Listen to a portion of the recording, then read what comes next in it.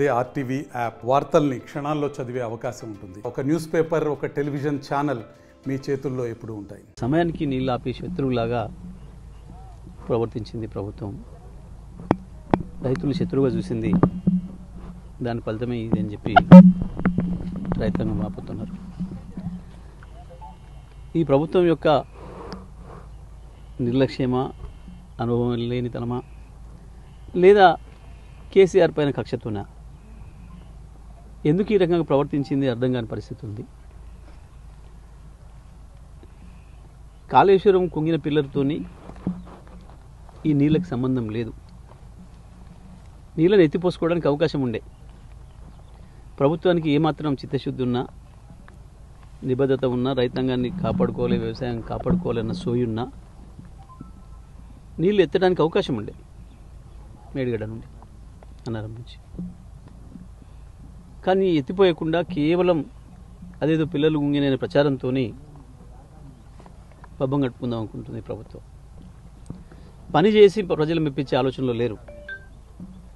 కేవలం అవతల వాళ్ళ మీద దాడి చేసి రాజకీయంగా దెబ్బకొట్టి ఏదో కేసులని ఇదని అదని భయపెట్టించి నలుగురిని తీసుకొని దాంతో రాజ్యం చేస్తామనుకుంటున్నారు. అక్కడ మోడీ ఏం చేస్తున్నారో ఇక్కడ ఆయన శిష్యుడు రేవంత్ కూడా అదే చేస్తూ ఉన్నాడు. మోడీ పాలసీ నేను అమలు చేస్తా, నేను దాంతోనే గెలుస్తా అని అనుకుంటున్నాడు. కానీ అక్కడ ఉన్నది రాహుల్ గాంధీ కాబట్టి మోడీ ఆటలు సాగుతున్నాయి. కానీ ఇక్కడ ఉంది రాహుల్ గాంధీ కాదు, ఇక్కడ ఉన్నది కేసీఆర్. 10 సంవత్సరాల్లోనే తనంటే ఏందో, పరిపాలన అంటే ఏందో, ప్రజలకు మంచి పరిపాలన అందించవచ్చు అనే విషయాన్ని స్పష్టంగా చెప్పిన అద్భుతమైన పరిపాలనా అధ్యక్షుడు కేసీఆర్. ఇవాళ మనం నిలబడి చూస్తున్న పొలాలు దాదాపు 30-40 సంవత్సరాలు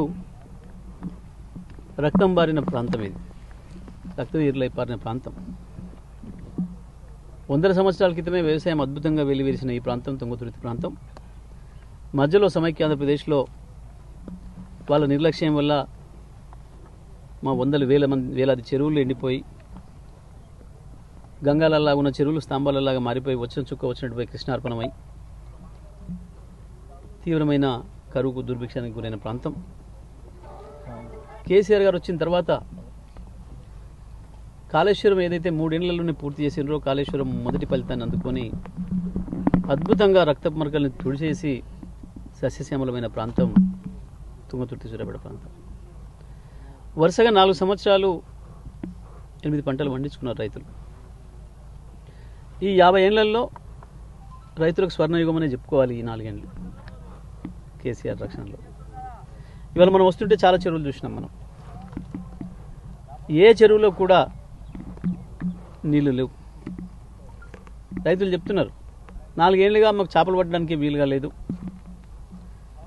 కానీ ఇప్పుడు చేపలు కాదు కదా, పశువుల నీళ్ళు కూడా లేని పరిస్థితి వచ్చింది చెరువులలో. నిరుడు ఈ సమయానికి అన్ని చెరువులు అలుగులు వస్తున్నాయి. వరుసగా 4 ఏళ్ళు ఎండాకాలంలో నడి వేసవిలో కూడా మత్తలు దునికినాయి చెరువులు. ఈ సంవత్సరం కూడా అవకాశం ఉండే వాస్తవానికి. అసలు కేసీఆర్ కాళేశ్వరం కట్టిందే ఇటువంటి సమస్య వచ్చినప్పుడు ప్రజలను ఆదుకోవడానికి, రైతులను ఆదుకోవడానికి. కాళేశ్వరం ప్రాధాన్యత ఈసారి స్పష్టంగా కనపడేది. కేసీఆర్ ఉంటే తెలిసేది. 1 ఎకరం అంటే 1 ఎకరం కూడా ఎండిపోనిచ్చేది కాదు. కేసీఆర్ గారు ఉండగా ఇక్కడ రైతాంగ సమస్యలు ఎప్పటికప్పుడు నేను కేసీఆర్ గారి దృష్టికి తీసుకుపోవడం, అధికారులకు ముందే ఆదేశాలు ఇచ్చి జిల్లాలో మంత్రులు ఎక్కడ అడిగితే అక్కడ వెంటనే నీళ్ళు తీయండి, రైతులు కాపాడుకోండి, 1 ఎకరం కూడా ఎండిపోనియొద్దు అని చెప్పి ఆ పద్ధతిలో నీళ్ళు ఇచ్చినాం. చివరి భూములకు కూడా మేమే స్వయంగా మా శాసనసభ్యులు మేము తిరిగి కార్లు వెళ్ళిన చోటుకు కూడా మోటార్ సైకిల్ మీద కూడా వెళ్ళి కాలువలు తీసి నీళ్ళు అందించినాం.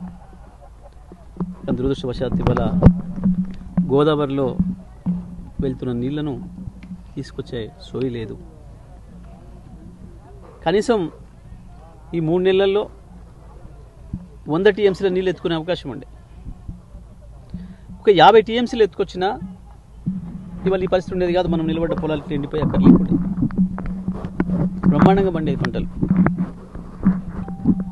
ఒక దిక్కు దేశంలో కూడా కరువు వస్తుంది, కరువు కూడా కొంత మన దగ్గర సమస్య ఉంది లేదని కాదు, కానీ దాన్ని అధిగమించడానికే కదా ప్రాజెక్టులు కట్టింది మనం. కానీ ప్రభుత్వానికి ఆ సోయి లేదు, ఆలోచన లేదు. 100 రోజులలో 100 దోపిడీలు తప్ప ప్రజలకు సంబంధించిన ఒక్క నిర్ణయం చేసింది లేదు. ప్రజల గురించి, వస్తున్న కరువు గురించి, రైతుల గురించి, మనుషుల గురించి ఆలోచించిన సోయి లేదు. కేసీఆర్ తయారు చేసి రెడీగా పెట్టిన రైతు బంధు ఇవ్వడానికే వాళ్ళకి చేతులు రాలేదు రైతాంగానికి. ఈ రోజుకు కూడా రైతు బంధు అందరికి ఇవ్వలేదని మొత్తుకుంటున్నారు రైతులు. రుణమాఫీ గురించి మాట లేదు.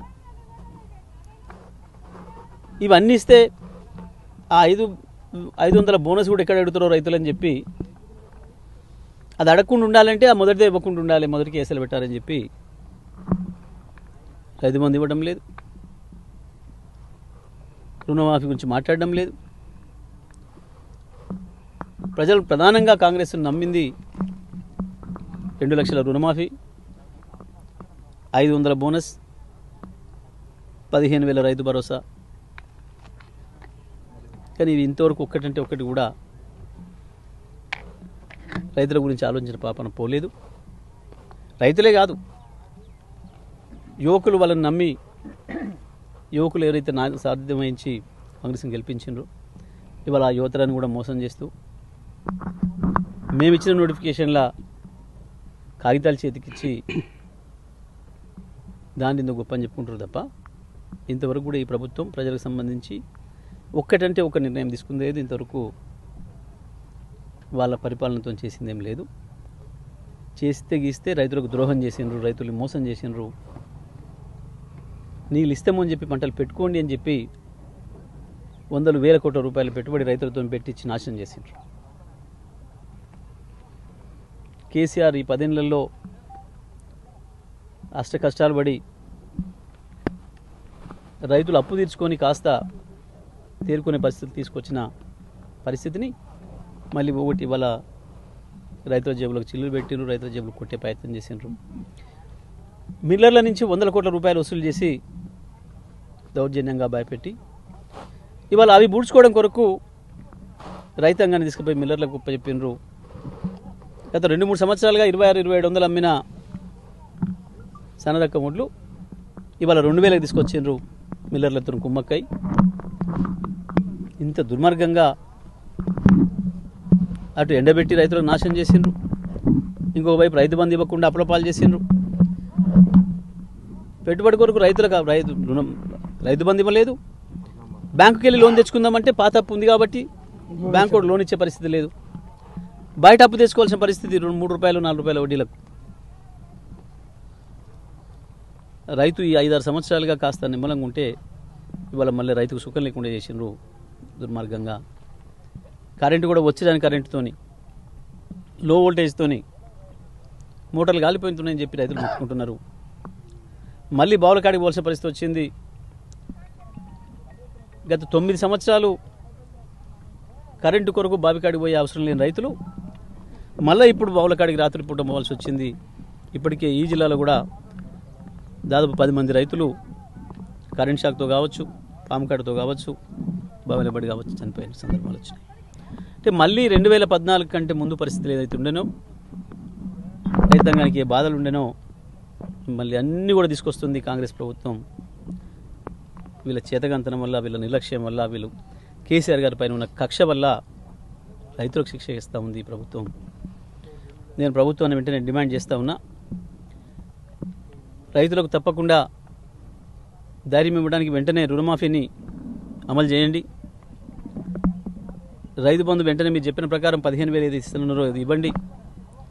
మీ నిర్లక్ష్యం వల్ల మీరు చెప్పి రైతాంగాన్ని నీళ్ళు ఇస్తాం పొలాలు వేసుకోండి అని చెప్పి మోసం చేసి ఏదైతే దెబ్బతీసినరో తప్పకుండా రైతులందరికీ కూడా ఎకరానికి 25,000 రూపాయలు నష్టపరిహారం ఇవ్వాలి. రైతాంగం యొక్క అప్పులు తీర్చే పద్ధతుల్లో ప్రభుత్వం ముందుకు రావాలి, వెంటనే ప్రణాళిక ప్రకటించాలని చెప్పి నేను డిమాండ్ చేస్తాను. మరిన్ని వీడియోస్ కోసం ఛానల్ ని సబ్స్క్రైబ్ చేయండి, లేటెస్ట్ అప్డేట్స్ కోసం వాట్సాప్ ఛానల్ ని ఫాలో చేయండి అండ్ లింక్ డిస్క్రిప్షన్ లో ఉంది.